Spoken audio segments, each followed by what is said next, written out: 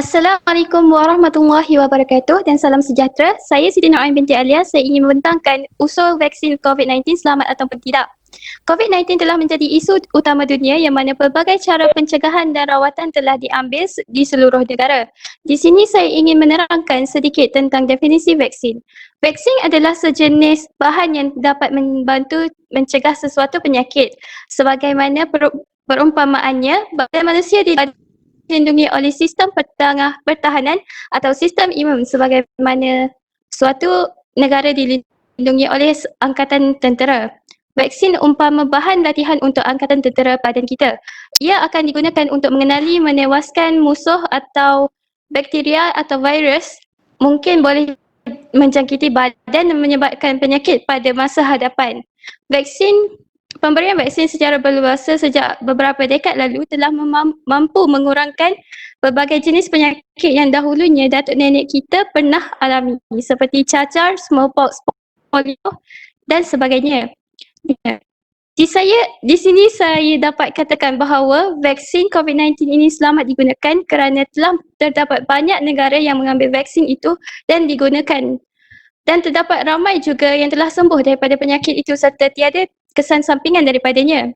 Hal ini juga dapat dikaitkan dengan subdisiplin falsafah ideologik kerana ramai masyarakat di negara kita tidak dapat menerimanya bahawa COVID-19 itu telah siap dan bakal digunakan untuk semua manusia. Hal ini kerana mereka mendapati uji kaji terhadap vaksin COVID-19 itu perlu dilakukan selama 2 tahun atau lebih dan barulah boleh digunakan dan dipasarkan kepada manusia.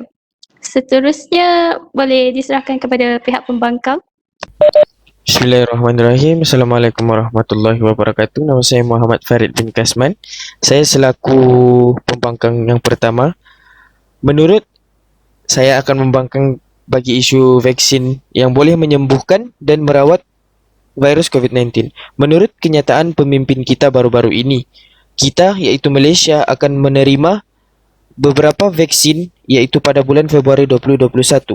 Vaksin COVID-19 ini dihasilkan merupakan vaksin yang dapat menjamin dan mampu menyelamatkan manusia daripada virus COVID-19. Namun begitu, vaksin COVID-19 ini belum 100% ataupun sepenuhnya mampu untuk menyembuhkan badan manusia daripada virus COVID-19. Hal ini kerana virus ini tidak dapat menjamin keselamatannya ataupun tidak mampu memberi jaminan kesihatan kepada masyarakat yang mendapatkan vaksin daripada mana-mana suntikan. Menurut wakil WHO Malaysia, Singapura dan Brunei, Dr. Ying Ru Jacqueline Law, vaksin ini merupakan sesuatu yang tidak 100% mampu menyembuhkan dan manusia tidak boleh untuk mengharapkan kepada vaksin ini sahaja. Hal ini boleh dikaitkan dengan isu falsafah daripada segi psikologi, iaitu mengubah pemikiran manusia bukan hanya kepada sesuatu dan perlu memikirkan kepada keseluruhannya. Itu sahaja.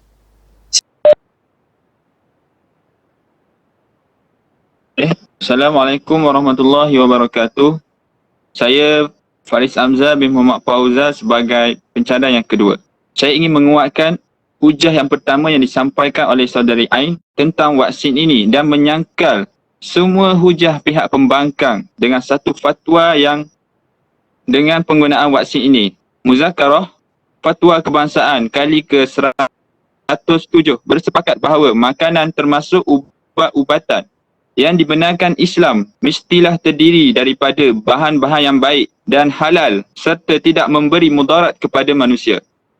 Semestinya kita tahu bahawa bahan yang digunakan dalam pembuatan vaksin COVID-19 ini halal dan tidak mudarat dan selamat digunakan seperti yang dinyatakan oleh pencadang yang pertama sebentar tadi. Selain itu, penggunaan vaksin ini juga penting demi menjaga maqasid syariah yang paling ditekankan dalam Islam, iaitu hifzun nas, penjagaan terhadap nyawa. Kita disyariatkan untuk menjaga dan memelihara nyawa. Justru itu, vaksin COVID-19 ini amat diperlukan supaya dapat melindungi diri kita daripada wabak yang berbahaya ini. Itu saja daripada saya. Assalamualaikum warahmatullahi wabarakatuh. Saya Siti Juainah Amirah selaku pembangkang yang kedua. Pada pendapat saya, vaksin COVID-19 adalah tidak selamat kerana di dalam vaksin tersebut mempunyai microchip. Saya telah membuat kajian bahawa Bill Gates telah menubuhkan microchip biologi incorporate untuk pembelian syarikat vaksin dengan tujuan untuk diedarkan ke seluruh negara. Selain itu, dalam rancangan televisyen pula iaitu King Evans Show yang membicarakan tentang ini menyatakan bahawa vaksin-vaksin seperti Pfizer dan Moderna tidak dapat dihapuskan. Pakar-pakar serta beberapa orang saintis juga turut menyatakan hal yang sama. Menurut mereka, vaksin hanya boleh terhapus bagi simptom-simptom awal sahaja. Seterusnya, vaksin juga disahkan tidak halal, tetapi ada segelintir masyarakat yang mengubah hukum seperti harus mengambil vaksin pada masa darurat sahaja. Kenapa kita tidak berusaha untuk mencari perubatan Islam, ubat-ubat yang halal dan sebagainya? Kenapa mereka menyuruh kita mengambil vaksin juga? Banyak persoalan yang bermain di fikiran masyarakat. Apabila 3 hingga 4 tahun, apa yang akan jadi? Benda ini ada kaitan dengan DNA dan perubahan molekul dalam tubuh badan manusia. Baru-baru ini, kita dihebohkan dengan satu kenyataan bahawa Bill Gates menyatakan bahawa akan ada wabak yang baru yang akan berlaku dan akan meragukan berjuta-juta nyawa manusia. Ini boleh dikaitkan dengan falsafah iaitu etika yang menganalisis, mentakrifkan dan membezakan apa yang baik dan apa yang buruk, apa yang wajib atau dibenarkan berkaitan dengan tindakan manusia. Ringkasnya, ia menentukan bagaimana ahli-ahli masyarakat harus bertindak. Itu sahaja.